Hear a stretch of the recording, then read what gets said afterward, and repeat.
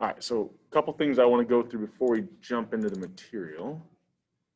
If you go to Canvas, and we go look at assignments, I'll just kind of show you how I have this set up. So right here's some of the kind of your raw scores in the exams. Here's kind of the current things that are kind of assigned or due. So you know, that Connect homework and then that Learn Smart that was due before class today. So that'll get kind of moved down to the Learn Smarts to count as part of your grade once the due date's over. Everything else is kind of categorized, right? Your quizzes are worth 10% of your grade. Your Learn Smart assignments are worth 10%. Connect is 10, Excel is 10. And then I kind of create these two new like category assignments, which is identifying your highest and currently your highest and your current lowest exam, right? So I've assumed that these are going to be your best two exams, right? That may not be the case, but I have to make an assumption for kind of everyone the way we grade it. We could do either 30, 20 or 2010. I kind of use the higher weights just in case we didn't do as well in the exam. This kind of gives us a worst case scenario. So your highest exam is 30%. Your lowest exam is currently counting as 20%. And that final exam would be kind of the remaining 10% in the class. Now, if you do the best in the final, everything kind of shifts around, right? The final would become your highest exam grade, so on, so on and so forth. But this is currently how it's set up, and that's how it's kind of giving you your total grade in the class, okay? Any questions on any of this? So all those exams, I think I mentioned Friday, are graded, but they're now kind of identifying your highest and lowest in Canvas and giving your grade based off of that, okay? I also, under the in-class data folder, we'll be working off this two-population hypothesis testing blank. We worked on a little bit of it last week. We'll kind of complete more of it this week. Once we get through today, I'll repost because the completed file is kind of like going to look a little bit different because I'm doing a couple extra things in class. So I'll get kind of a completed part 2, which is what we, or maybe call it hypothesis testing in-class work, so you can kind of see some additional stuff that wouldn't be in the original completed file. Other than that, any questions for me before we get going here? Good? All right, so we left off on Friday kind of talking about doing confidence intervals, right? We had this set up, we said it looked a little bit different because the standard deviation of the difference in sample proportions is going to be a little bit different equation than what we had for sample means. We then worked through this example. We're looking at the difference between 2 years and whether or not people, favored healthcare coverage for everyone. I think we found a confidence interval, right, that included the value 0. So whenever we had a confidence interval that included the value 0, we said, well, the true difference could be 0. So we've got some positive values, some negative. It could have went up, could have went down. We don't really know. Right? So we're not really sure here. Now, what if we look at kind of have same survey, slightly different variable, and we'll just kind of rework through how we would do confidence intervals with proportions. So we've got 2010, 2011. We've got unfavorable view proportions for the Affordable Care Act, 0.51 in 2011, 0.48 in 2010, and we want to build the 99% confidence interval. Right? So really, I mean, if you think about group 1 as the newest time period, right, kind of new minus the old, 0.51 would be our sample proportion. Our N for group 1, our sample size would be 607. Sample proportion for group 2, 0.48. Sample size for group 2, 600. Really, that's everything we needed. Oh, where's the general form of the equation? Right, we plug those values in. The only thing left we have to do is find that z-score, right? How many standard deviations away do we need to go to get alpha over 2 in each side of the confidence interval? So if we go back, whoops, did I go too far? No, I just had a picture in there, my bad. So what's the 99% confidence interval, right? What would our alpha be? Okay. So if we do the 99% confidence interval, our alpha would be, well, if we wanted, I'm trying to get the dot cam to switch over here, I'm stalling. Okay, so what we're saying is we really want to know are the z values that would give us alpha over 2, where alpha here, our alpha is 0.01, so 0.01 over 2 or 0.005 in each tail. Right? So what z value gives us 0.005 in each tail? Well, we just go to that z-table, right? If I want 0.005, what's the closest I can get to it? Looks like it's in between these two values. So negative 2.57, negative 2.58. Oh, you guys can't see that? Sorry. Every time I switch over the first time, I forget I have to hit that button. Okay, so we're looking for what's closest to 0.005 in between these two, negative 2.57, negative 2.58. Well, remember, kind of with our confidence interval, we're going 2.58 standard deviations to the left and right, okay? That positive negative sign, if I can get the general form of the equation, is built into our lower and upper bound equations. So now that we have that z-score of 2.58, it's really just a matter of plugging everything in, right? So we identified those pieces of information. We figured out what alpha was. Using alpha, we looked up the z-score that gives us alpha over 2 on each side. And it's just a matter of plugging everything in, right? Our negative sign kind of trailed off here, but this is negative 0.04. But once you get those values plugged in, this is really just a matter of being able to use our calculator, right?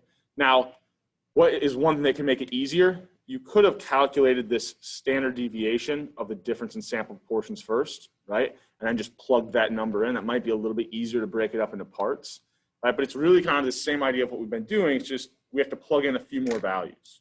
Okay? So we've got this, what, negative 0.04. So negative 0.04 to about 0.10. That's our confidence interval. Well, this is the confidence interval for what the true population difference was from 2011 to 2012. So it could be a positive value, which means that the proportion went up. Could be a negative value, which would have meant it actually went down, right? The newer time period was lower. Or it could have been 0, that there was absolutely no difference, right? Based off the sample evidence we found, we can't really say a whole lot about what that true difference is. Okay. Any questions on anything there? Like I said, we worked through an example Friday, kind of ending there, but just bringing up another one so you can kind of think about, we're looking for the difference in proportions. Okay. So, before we leave this example, it's kind of interesting. So even though that over the time period this didn't change, if we look at these two questions, so question number 2 was the views of the Affordable Health Care Act, which were around 50%, while when you asked if people want health care coverage insured for everyone, they're about 80% or higher in favor of that. I mean, those really was the main goal of the Affordable Care Act. So it's interesting that when you don't mention the specific policy, people kind of we're about 50-50 split on it. But what the actual policy covered, a lot of people were in favor of. And so just kind of an interesting thing about how you phrase questions with surveys. So if we can do confidence intervals, oh, my mouse is not working for me. Let me see if I can just use the keyboard. There we go. So if we can do confidence intervals for proportions, we can also do hypothesis testing. Okay. So what's going to be the case is, well, we can take, a sample from each population, calculate a proportion for each group. We'll then have a sample size for each group.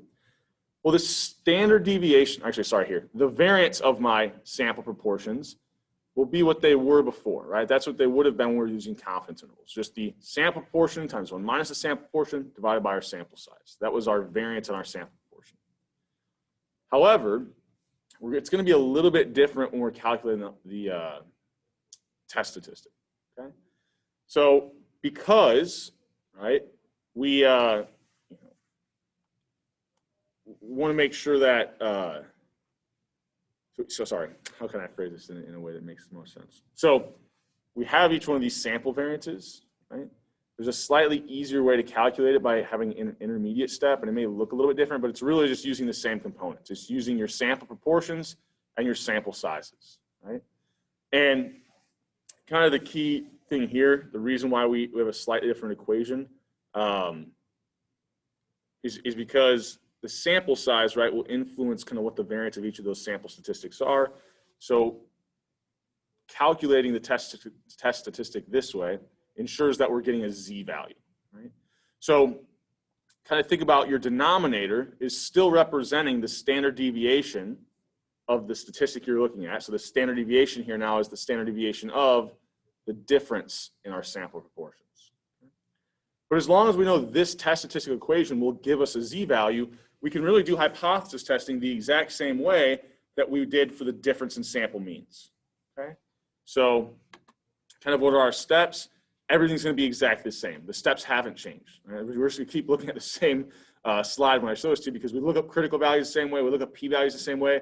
We're still using the standard normal distribution. The only thing that has changed is we're using a different test statistical equation, because the standard deviation on the difference in sample proportions will look different than the standard deviation on the difference in sample means. Okay? So let's put some actual kind of values to this. So I think this was prior to the last election. I went out and grabbed some of this data. So we had a poll, had 1,500 people, and 49% planned to vote for Biden, while 47% planned to vote for Trump. Right? So we want to test for whether or not, look, these are just samples, and they're pretty large samples, but I mean, I don't know. It could be that the true population for Biden is 47, the true population for Trump was actually 49, and I just happened to get a sample from each one that was skewed a little bit in the other direction. However, with a sample size this large, that becomes less and less likely, right? Because as I take a larger sample, it's more likely I'm going to see values really, really close to whatever that true population proportion is. So I can do some hypothesis testing for whether or not this difference that I found that's positive, right? A positive 2%, if that in fact is significant, right? If you know, that isn't solely based on kind of getting a skewed sample. So what would the null alternative hypothesis be if I want to test for whether or not Biden will receive more votes than Trump? If I think about what I'm looking for here, is I'm looking for the difference in the votes for Biden and the proportion for Trump, right? That's the statistic that I'm interested in, right? Well, I want to know what, I want to know what this true difference is, right? We can think about this as true difference. All I can see is a sample difference, right? But if I'm thinking about the assumed true difference, if I want to test for whether or not Biden had more than Trump, then this difference would be what?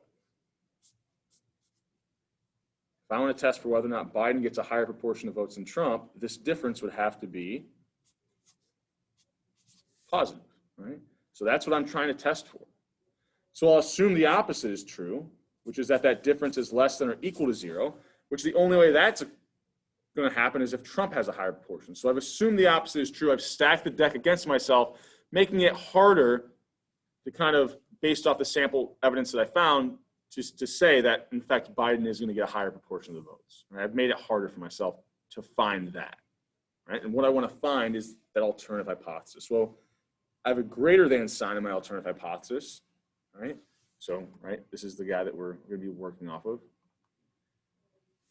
My assumed true difference here, I said in all the examples that I'm going to kind of use, with the exception of in Excel, I think last class and probably today I'll show you we could use different values, but I'll always give you these assumed true differences of 0. Okay? If that's the case, and I've got a greater than sign on my alternative hypothesis, I have a right-tailed test. So right away, I know my critical value should be what? Well, I'm dealing with proportions, so I know that I'm using that standard normal or z distribution. I know that if I'm looking for critical values, the standard normal distribution is centered around 0. So if I have a right-tailed test, my critical values are over here. That's what gives me alpha in the tail.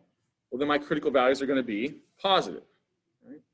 So if I look at these answers, well, they're all positive. I can't rule anything else out here, but I know that I want the critical value that gives me an alpha of 0.01 in that upper right tail. Okay. So we said last class, there's 2 ways of doing this, right? So I can either think about it as, if I look up alpha, then I'm really going to be looking up 0.01 in the left tail, because that's how the table kind of works, right? It always gives us the area to the left tail. So in the left tail. So if I look up just the alpha, I have to remember, oh yeah, I'm going to find the right value, but on the left side, so it would be negative. So I can look alpha up and just remember right-tailed test, I just ignore the negative sign. Or I can think about, okay, if I want the critical value that gives me 0.01 in the upper right tail, that would also give me 0.99 in the lower left tail. So I could look up 0.99 and it'll give me that value but positive. Okay? So let's actually do that. We'll go to our t-tables here because I'm going to show you a shortcut that we can cheat. Remember we said the last row of that student t table shows me the values that the standard normal distribution would. So I'm going to cheat, since the student t table looks at the area to the right. I wanted 0.01 in that tail, so I go down to the very last row in my student t table, 2.326, and that'll be my critical value. Now I could have went to the standard normal table and said, okay, I want 0.01, it's the closest value I can get to. Looks like it's right here, so negative 2.32, negative 2.3, so I can round, so okay, 2.33, all right, because I dropped the negative sign, use the higher value. It's, the same process as we've been using, so you can kind of use a shortcut there using that last row of the student t table if you want. So now that I have my critical value, so 2.326, what I can think about is I've got this critical value. What was it, 2.326? And if my test statistic falls to the right of it for this right-tailed test, then I'm going to reject, all right? So the next step I need to do is, what's my test statistic? Okay. Well, if I'm looking at this, which of these seems pretty wild? If I found a test statistic of 42, I mean, that is extreme, right? I'm 42 standard deviations away from what that true difference is. But I have a pretty high sample size, so I don't know, maybe that's possible. I actually just, I'm going to have to use that test statistical equation to identify which of the remaining, though, would be the right answer. Okay, so identify what I was given in the problem. Right? 49% of people voting for Biden, 47 vote for Trump in this survey. Sample size of both groups then, it's the same 1,500 people. And I've got this alpha of 0.01. Okay? So I looked up my z-score. We even looked it up out to the third decimal. Here it's displayed to the second decimal. My test statistic, I'm just going to plug all my values in. So sample proportion, 0.49, 0.47, 1,500. And I calculate this intermediate value, which is p bar. Once I have p bar, I can plug that in here. I could write this equation in here, but it'd just make it a lot more complicated. So I'll plug in p bar here, plug in my sample sizes, plug in my sample proportions. That assume true difference, 0, right? So they can almost ignore that. It's really just a matter of getting all those values plugged in and entered into our calculator correctly. Right? There's not really a whole lot new to this. It's just a slightly different formula than what we were using before. So we get this test statistic of about 1.097. Where would that fall? 1.097. Not in my rejection region. In fact, if I did this at any level, this test statistic wouldn't be in the rejection region at the 5, 10, or even at the 1% significance level. None of them. So based off the sample evidence I found, even though I found a 2 percentage point kind of difference between Biden and Trump proportions, I would need a much higher sample size to really ensure that that difference was reflective of what the true population difference was. Okay? So I can't actually say that I can't reject the null. I can't fail to reject it. I go back. What was the actual kind of null? Well, the null was that the difference was less than or equal to 0, or that would mean that Biden got fewer votes. I can't actually reject that. We don't necessarily say we accept it. So I see a lot on the exams I was grading that people were saying, we accept them. Well, we never really accept it. We just don't have enough, we don't have strong enough evidence that goes against it, right? We did find evidence that goes against that, right? That Biden will get more votes, but not strong enough evidence to be able to say with 99% certainty that we can reject this. Any questions kind of over any step of that process? Okay, where are we on time? All right. I want to show you this. So I don't think this is in the slides. No, it's not. No. So let's say I look at this, and instead of doing the critical value approach, I found my test statistic or my z-statistic, and I want to use the p-value approach. So the p-value approach, we can find the p-value by the probability that we saw the test statistic we did, or anything more extreme that would go against the null. So anything to the right here. So our p-value, this area right here. But when I look things up in the z-table, I need to look it up to the second decimal. So 1.097 will round to what, 1.10. So I could go to that standard normal table, look up that z-statistic of 1.10, scrolling down. 1.10, 0.8643. So 0.8643. I wanted the area to the right though, so my p-value would be 1 minus that. All right? So that's how we could have made the rejection decision with the p-value approach as well. This is approximately 0.14. Okay? Is that going to be less than 0.01 or alpha? No, so I fail to reject. Is it less than 0.05? No, so I fail to reject. Is it less than 0.10? Not quite, so I fail to reject at all levels, which is the same thing we would do if we did the critical value approach. Okay. Any other questions on this? All right, we'll do one that's a little bit trickier. Okay. So let's say I've got 84% of people in that survey. We go back to that example, right? So I've got in 2011, 84% are in favor of healthcare coverage for everyone, only 82% in 2010. I want to test to see whether or not the views between these two time periods are any different, right? So once again, we see this word different than. What we should be thinking about is we have an alternative hypothesis with a not equal to sign in it, right? And if we think were views different between these 2 years, what we're really saying is the proportion in 2011 not equal to the proportion in 2010? Well, that doesn't work because we know that we need to make our alternative hypothesis for what the difference is. Well, if I rearrange things a little bit here and just subtract this from both sides, I'd end up with the difference in my proportions being not equal to 0. So once again, this is kind of working through how we say things in words and translating that to how we want to write the alternative hypothesis for that statistic of the difference between the two proportions. Now, I could have also remembered, I'm always giving you an assumed true difference of 0. And when I say, is it different than, I should be thinking about a not equal to test, right? That'd be another kind of shorthand way. So if the alternative is that it's not equal to 0, the null will be that it's equal to 0. Okay? So I've got what type of tailed test here? I've got a not equal to sign in the alternative hypothesis. So I've got a two-tailed test. Right? So when I'm calculating critical values, I'm going to have pairs. Right? I'm going to have pairs of critical values. Okay? So what am I doing here? Whoops, I think it was at the 99% level. Let's double check. So yeah, so we want the critical value at the 1% level or the 99% confidence level. So I'm looking at that standard normal distribution. I know for a two-tailed test, I've got two sides. So I need the critical value. One will be positive, one will be negative. That gives me a total of alpha in the tails.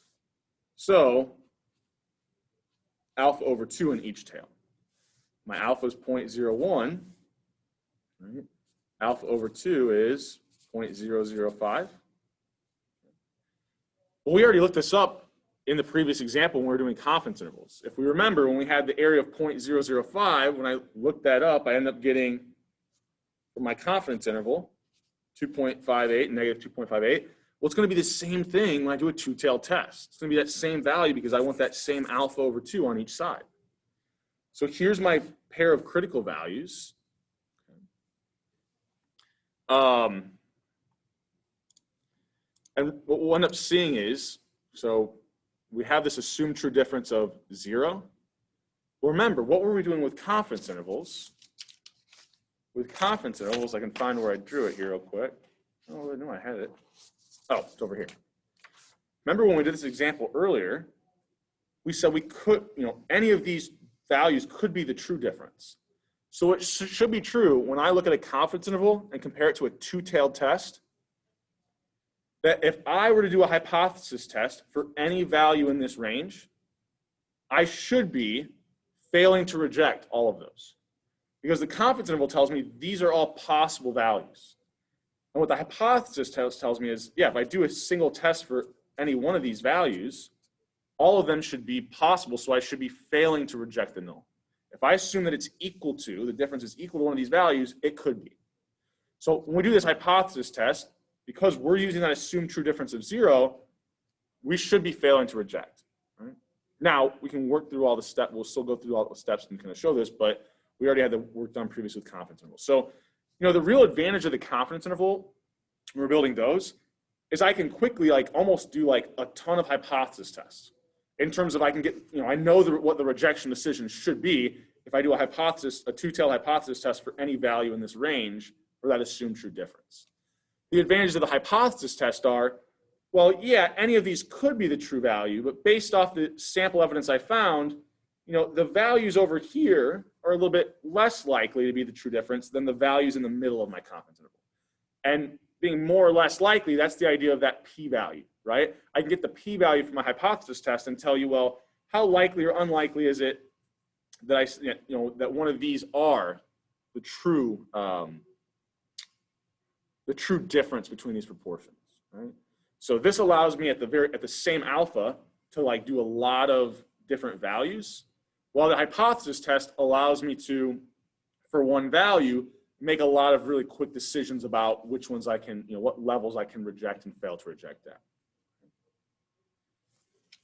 So we're doing this hypothesis test. I just wanted to relate it to the confidence intervals there. We've got our critical values. We can kind of think about, here's our rejection region. The next thing we need to do is find our test statistic. Okay? So it's going to be the exact same thing we did before. We identify the pieces of information we were given. We've found kind of what our critical value is. It's just a matter of plugging our values into this test statistic equation. So we'll use this equation, right? Plug in 0.84, 0.82, 607, 600. Once I have that p-bar, plug that in, plug in my two sample sizes, my two sample proportions. We're always using that assumed true difference of 0, and I get my test statistic, okay? So here my test statistic is what, 0.925. Well, that's not even close to my rejection region, so I fail to reject, which, yeah, I should fail to reject. 0 is one of the values in my confidence interval, okay? Any questions? I know I'm kind of going through the test statistic calculation quickly, but it's really because you're just, once you have that laid out in front of you, and you'll have that on a formula sheet, you're just plugging those values in. Okay? Any questions on this before we keep moving? All right, so where are we at in time? Okay, I think what I'm going to do now is do a little bit of Excel work, okay? So I put in these slides, oh, I thought I had in these slides, did I put it?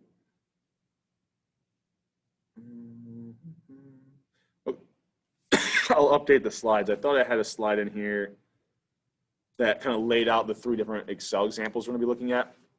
So I'll update the slides after class today. The last class, we were working on this South worksheet, and we did the difference in sample means. All right? Well, I'm actually going to do a very similar thing. Here, we'll do a left-tailed test, though, once we get to the hypothesis testing part, where I'm going to build confidence intervals and do hypothesis testing for the difference in sample proportions. Okay? So what I'm thinking about here is, I have this data set, and before I was looking at total undergraduates, now I'm going to look at this variable that just kind of is a 1 if there were more female than male students at the university, and a 0 if there were more male than female, right? I don't know what school this is, but this is, oh, the Citadel. I was going to say, this is wild. So I have a 1-0 variable. I can, for my southern schools, calculate the proportion of schools that have more females than males. And for my Midwest school data set, I can do the same thing, figure out the proportion of schools there that have more female than male students.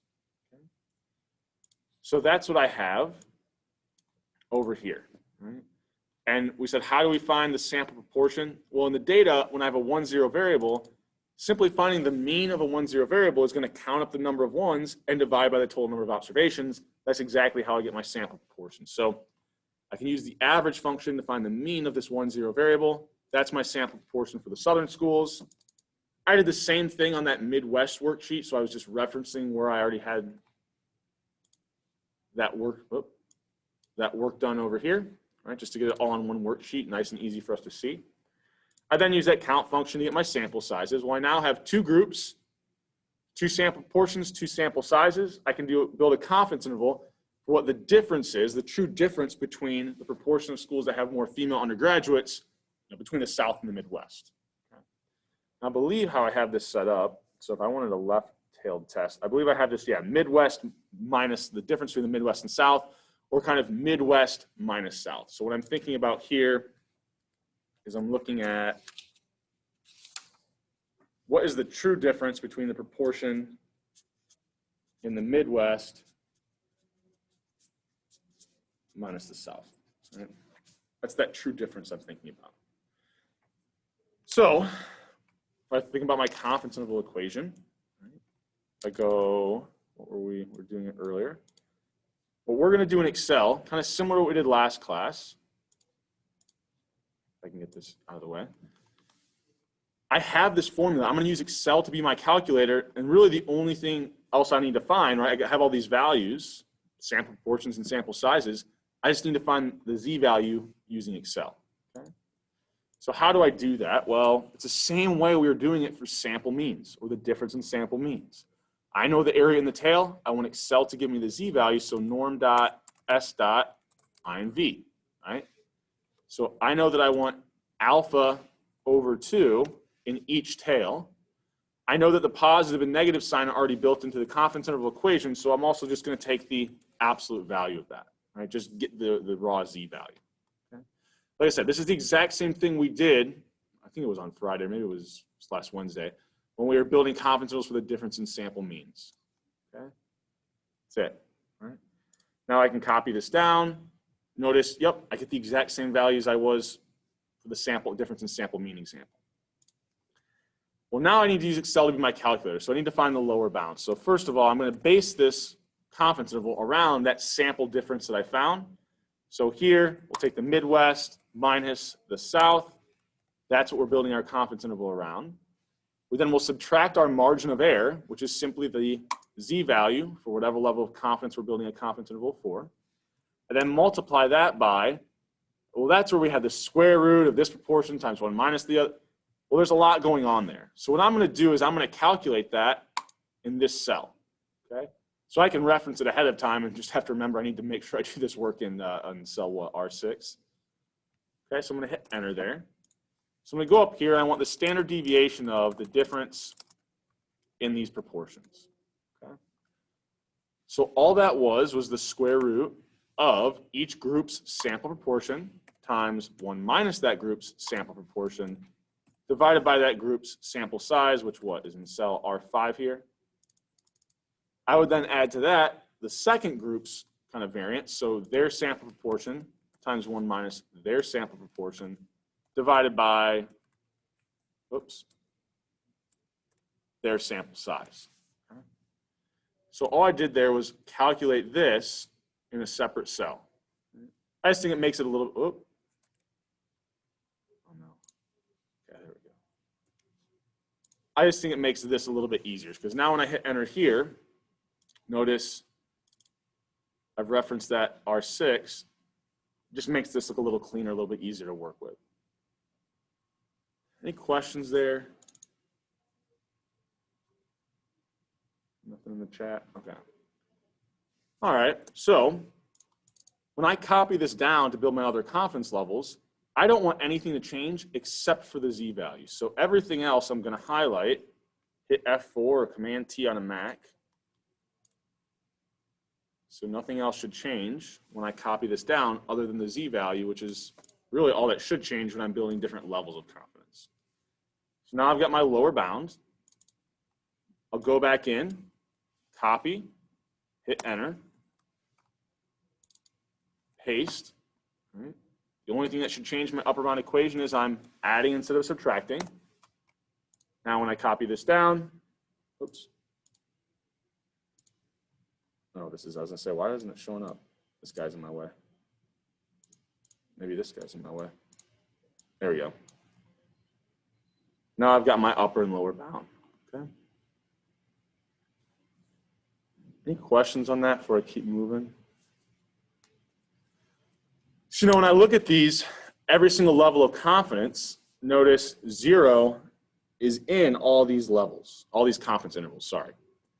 So, right, if I do a hypothesis test, if I did a two-tailed test with 0, I should be coming up with the same rejection decisions. Kind of similar to our last example, right? The two-tailed test kind of matches up to my confidence interval examples. But I'm not doing a two-tailed test here. I'm just doing a one-tailed test. So we'll see in this example that could be a little bit different. Okay? So I've got this less than sign in my alternative hypothesis, right? So I have a left-tailed test. So what I'm thinking about is when I'm thinking about this true difference, or sorry, the sample differences that I'm looking at, I'm assuming that they're less than 0, right? I believe we'll see, no, sorry, I'm not assuming they're less than 0. We have a left-tailed test, so I was assuming they were greater than or equal to 0, so I was assuming that they're somewhere over here. I believe if we look at the sample proportions we have, we found a negative difference, right? So we found, you know, a sample proportion, the difference in our sample proportions was something that was negative.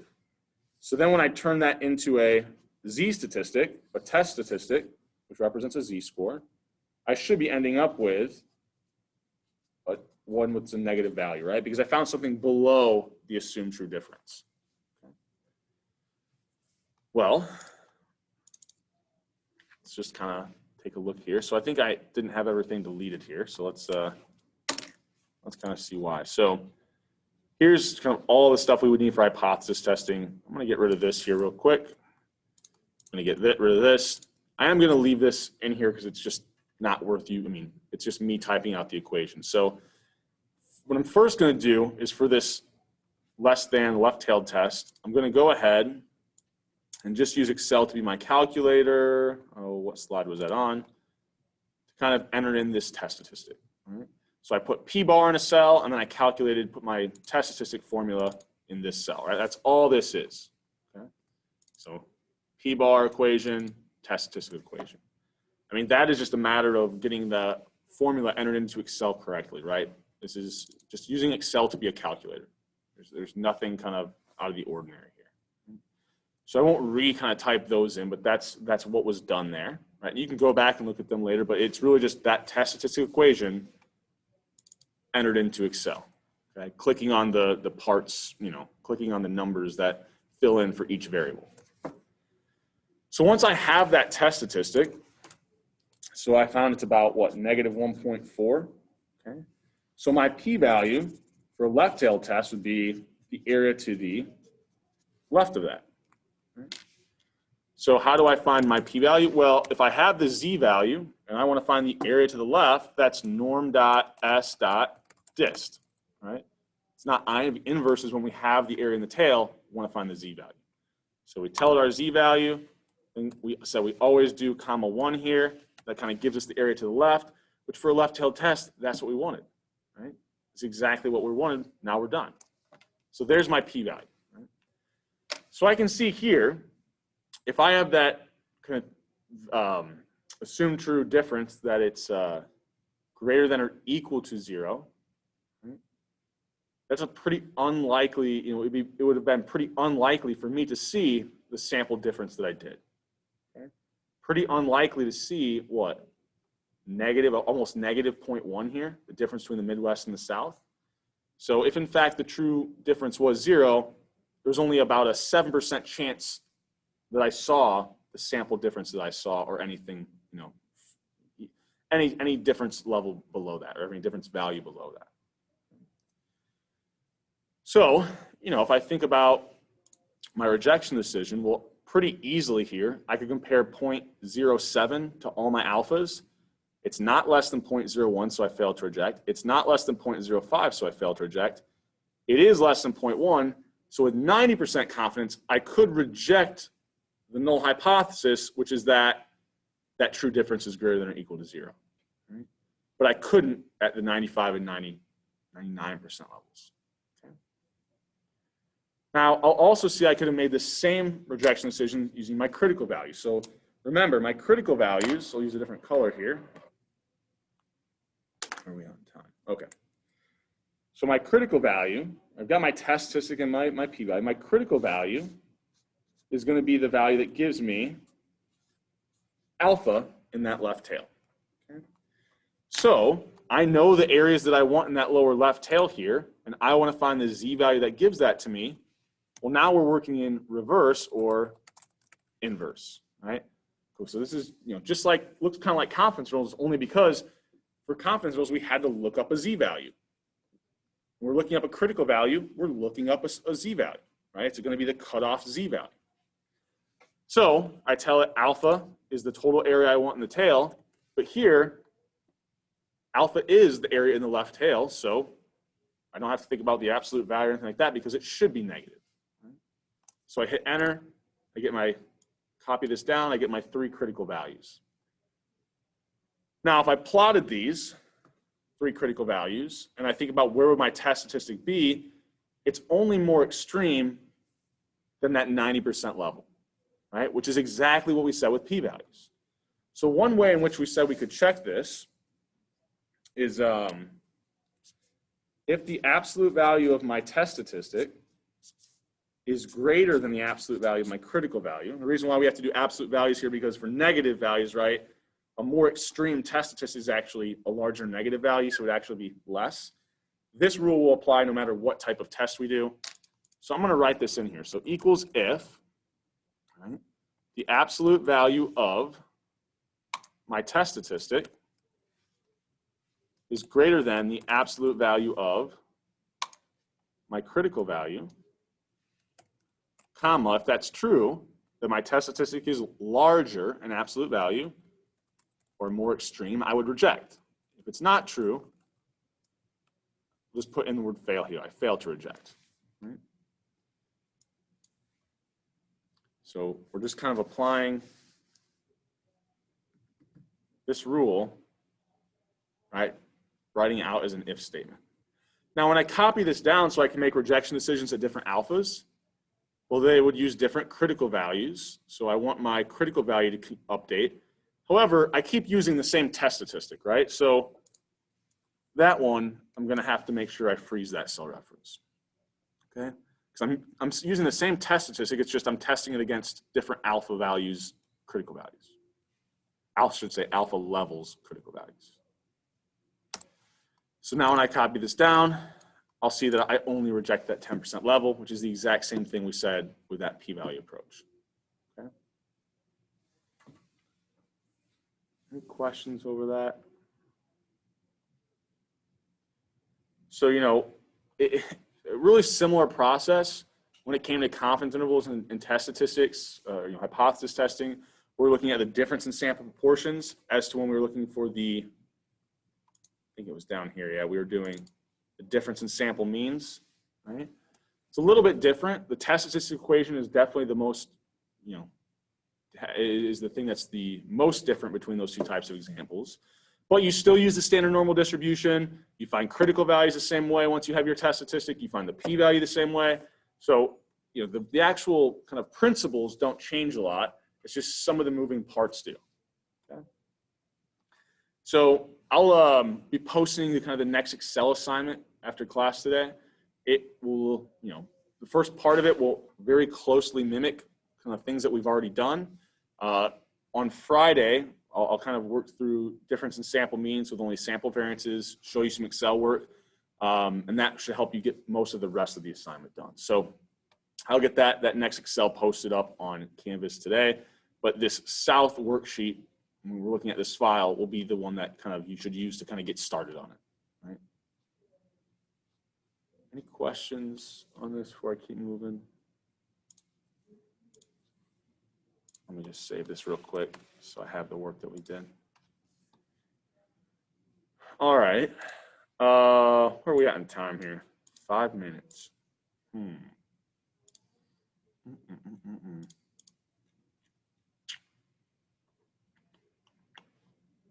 I'll introduce this idea. We won't get very far, but we'll at least introduce it for next class. So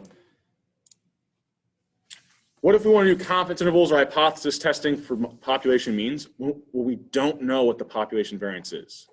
Well, similar to one population, we're going to have to use that student t-distribution. right? If we only have sample variances, we're going to have to use the student t-distribution, just like one population examples. So everything, all the other principles will apply, right? That difference will be normally distributed. It's just that when we start to do things like confidence intervals, it's going to be the exact same equation. We use the sample variances instead of the population variances. The only difference is I have to use this student t-distribution instead of the standard normal distribution. So I'm looking up the number of standard deviations away from the mean. I need to use the student t-distribution instead of that standard normal. Okay.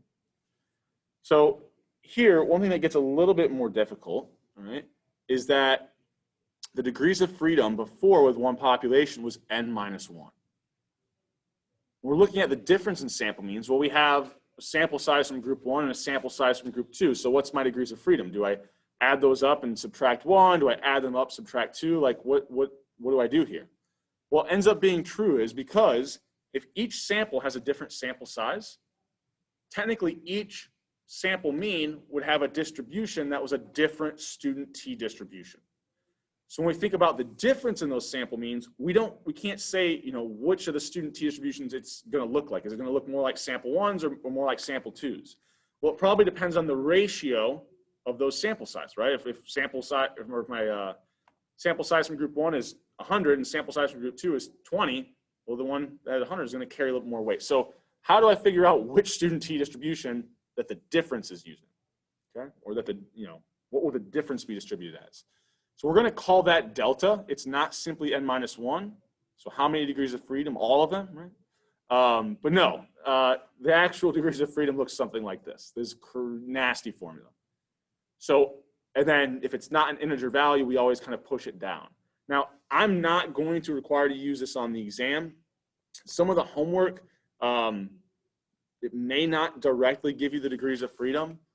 You have to use this equation. Now, it looks pretty messy, but if you do this in parts, all it's doing is using the sample variance and the sample sizes. It's really not, it's not too crazy, right? But it's, it is kind of a difficult thing. I don't want to, on an exam, because you make a computation error here, like test you on this. This is just really a matter of having it entered in correctly. But if we were to do this, we can get delta on. So the exams and the stuff that we'll work through in class, I'll give you the degrees of freedom. I'll tell you what it would be, right? So how do we do these confidence intervals? All the steps are going to look the same. The only difference would be is I have to now calculate my degrees of freedom, and that's a lot more difficult than it was with one population. And because we only have sample variances, I'm using that student t distribution. All right, so that just kind of introduces the next thing we'll dive into on Friday. We don't meet Wednesday because it's a study day. So we'll pick up again where we left off on Friday. I'll get that next Excel assignment up there. We'll kind of do for like 2 weeks from now. And other than that, I think that should cover it. Any questions for me before we get out of here? Okay. All right. See you guys on Friday.